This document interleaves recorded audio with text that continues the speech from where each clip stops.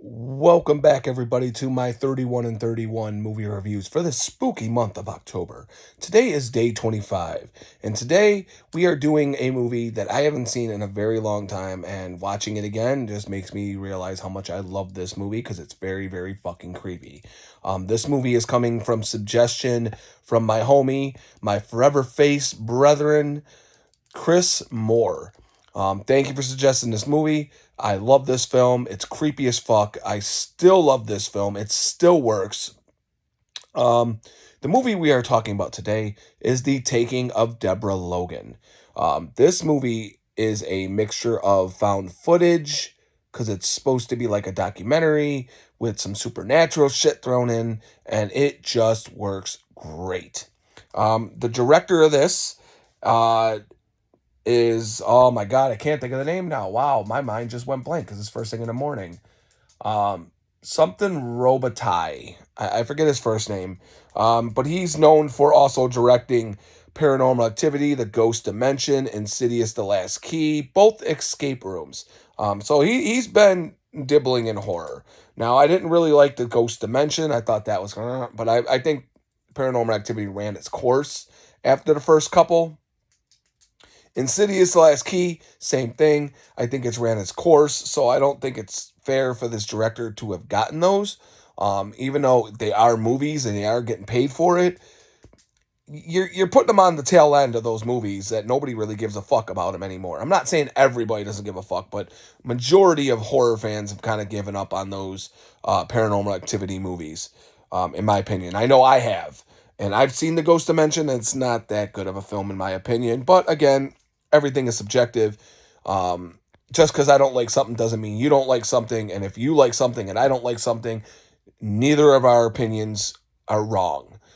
Movies touch a person some certain way, makes you feel a certain way, makes you think a certain way. And that's why I always say it's all subjective, because art can't be objective.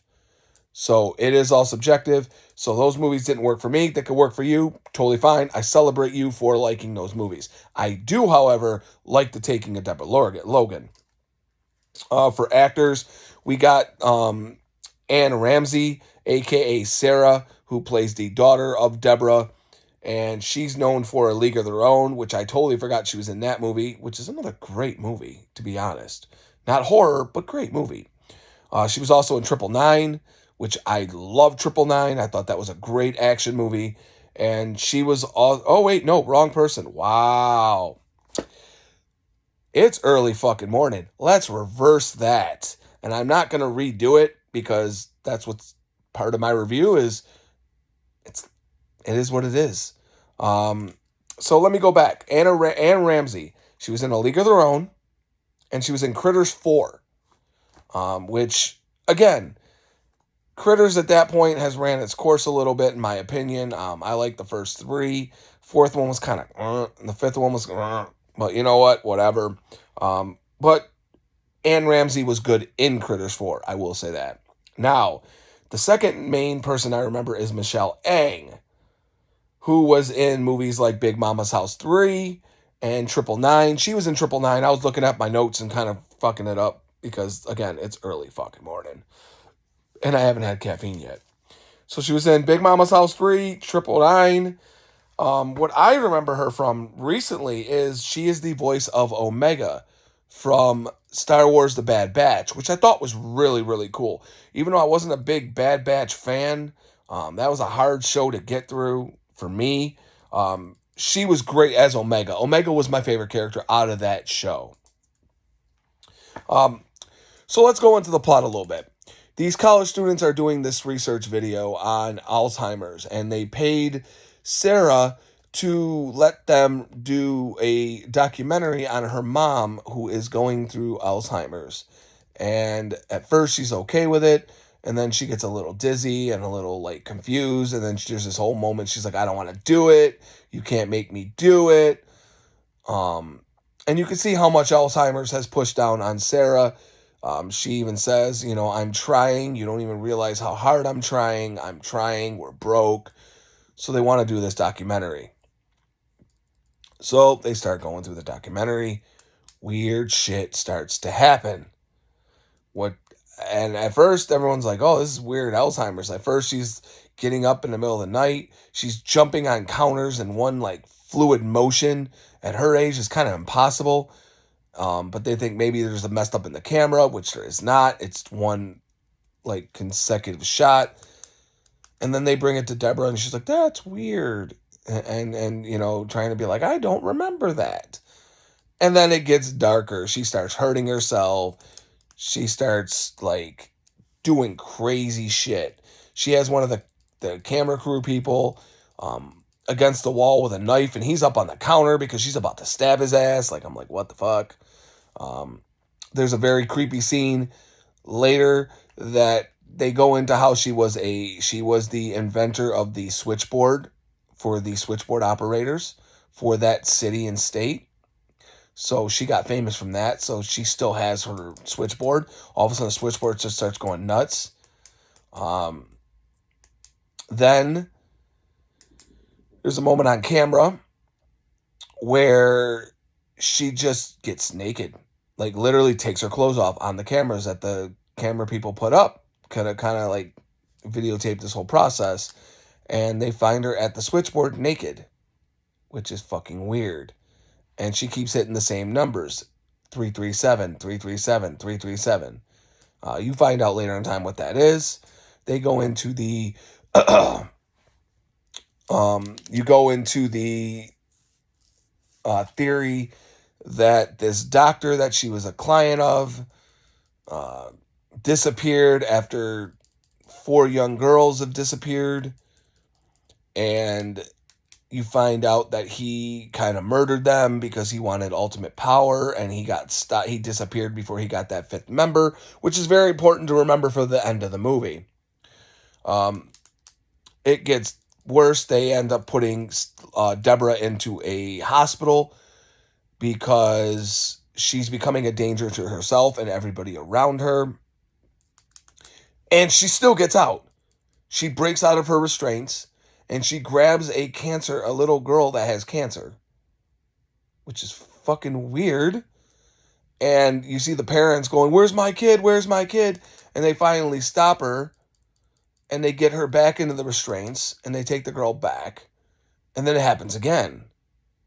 Like literally she ends up killing a security guard by like ripping his neck out by her teeth, it looks like, and ends up getting the girl again. And they disappear and they steal a car. Well, they end up finding her down by the old mine where the bodies of those girls ended up being found. And you find out through the evidence that this doctor has possessed Deborah and is trying to finish the ritual of that 5th girl. And that's where this little cancer girl, Kara, comes into the picture. This scene leads to the creepiest fucking scene in the damn movie. One of the cops are trying to chase after Deborah because she has the kid again. And you see Kara's head completely in Deborah's mouth, kind of like a snake. And snakes are a big part of this movie, and you do see the snakes, and you do see the symbolism of the snakes. But like a snake, she's like almost swallowing this girl's fucking head. It's creepy as shit.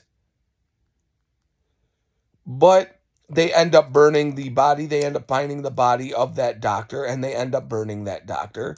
And a reconscious Deborah comes back to normal, and she doesn't know what's going on. So you end up finding out that they end up trying to try her for these crimes that she did while she was under possession. And they find her unfit to stand trial because of her rapid aging disease of Alzheimer's. Then they show the last scene in the movie of Kara celebrating a birthday and looking into the scene, creepy as shit, with a sinister smile, telling you that this doctor has now possessed this little girl. Overall, this movie is creepy as fuck. I love it. I love watching it a second time. Thank you, homie Chris Moore, for suggesting this movie. I love this film, and I forgot how much I love this film. it's so simple that it works. And the budget is so small that it works. And I love these films. So if I had to give Deborah Logan a rating, I would have to say 4 out of 5. 4.5 out of 5. I think I'd have to take one off just because at first it kind of drags on a little bit more than it should have. In my opinion, it dragged a little bit, but that didn't take away from the film.